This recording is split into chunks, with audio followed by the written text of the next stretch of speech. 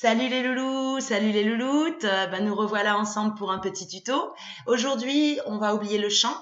Je vais vous faire proposer un tuto de playback, de playbackage. Une discipline encore connue mais non reconnue. Et ça, c'est bien dommage.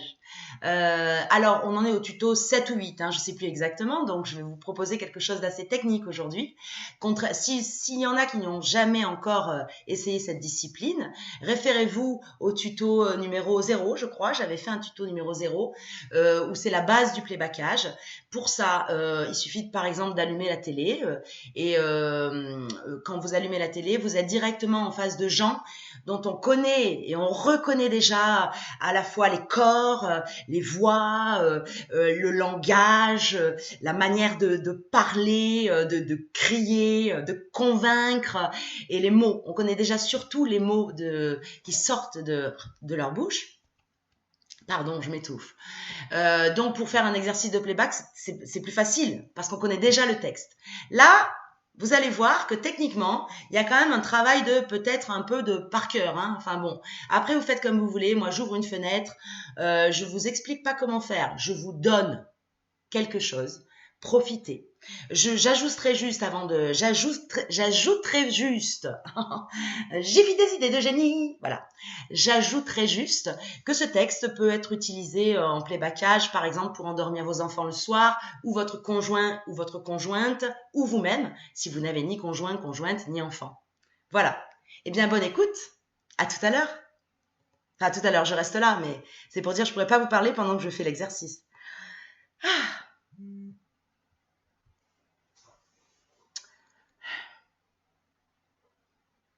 Là où ça sent la merde, ça sent l'air. L'homme aurait très bien pu le faire chier, ne pas ouvrir la poche anale, mais il a choisi de chier, comme il aurait choisi de vivre, au lieu de consentir à vivre mort. C'est que pour ne pas faire caca, il lui aurait fallu consentir à ne pas être, mais il n'a pas pu se résoudre à perdre l'être, c'est-à-dire à mourir vivant. Il y a dans l'être quelque chose de particulièrement tentant pour l'homme. Et ce quelque chose est justement le caca. Pour exister, il suffit de se laisser aller à être. Mais pour vivre, il faut être quelqu'un. Pour être quelqu'un, il faut avoir un os, ne pas avoir peur de montrer l'os et de perdre la viande en passant. L'homme a toujours mieux aimé la viande que la terre des os. C'est qu'il n'y avait que de la terre et du bois d'os, et il a fallu gagner sa viande. Il n'y avait que du fer et du feu, et pas de merde. Et l'homme a eu peur de perdre la merde, ou plutôt, il a désiré la merde, et pour cela, sacrifié le sang. Pour avoir de la merde, c'est-à-dire de la viande, là où il n'y avait que du sang et de la ferraille de l'ossement, et où il n'y avait pas à gagner d'être, mais où il n'y avait qu'à perdre la vie. Oresh modo, toidire, isa,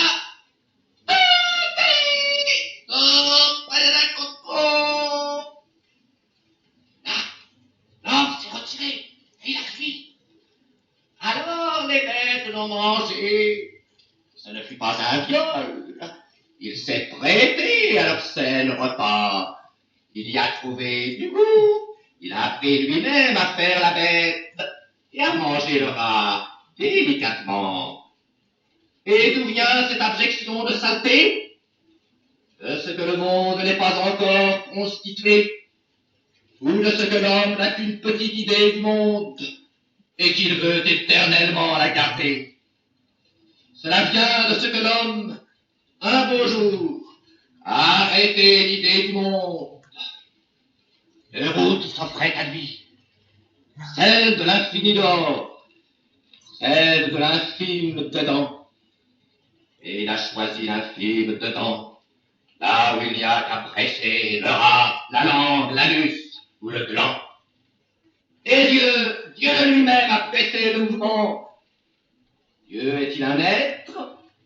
S'il n'en est pas, c'est de la merde. S'il n'en est pas un, il n'est pas.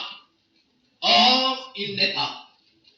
Mais comme le vide qui avance avec toutes ses formes, dont la représentation la plus parfaite est la marche d'un groupe incalculable de morpions.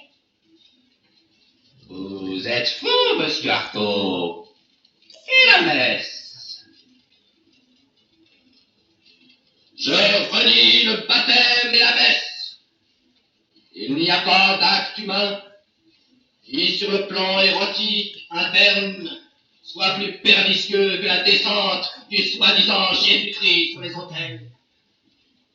On ne me croira pas, et je vois ici les haussements d'épaule du public, mais le nommé Christ n'est autre que celui qui, en face du morpion Dieu, a consenti à vivre son corps, alors qu'une armée d'hommes, descendue d'une croix où Dieu croyait l'avoir depuis longtemps cloué, s'est révoltée et par des de fer, de sang, de feu et d'ossements, annonce, invectivant l'invisible, afin d'y finir le jugement de Dieu. Voilà. Bon, bah écoutez, ce texte, donc, il est sorti de ce livre que vous avez sûrement probablement tous à la maison. Je vous donne quand même un petit indice, il est à la page 1644, pour ceux qui auraient vraiment la flemme d'essayer de le trouver, parce que ça prend quand même du temps, il y a beaucoup de pages, et c'est écrit petit. Bon, bah je vous souhaite une bonne journée, et puis à bientôt.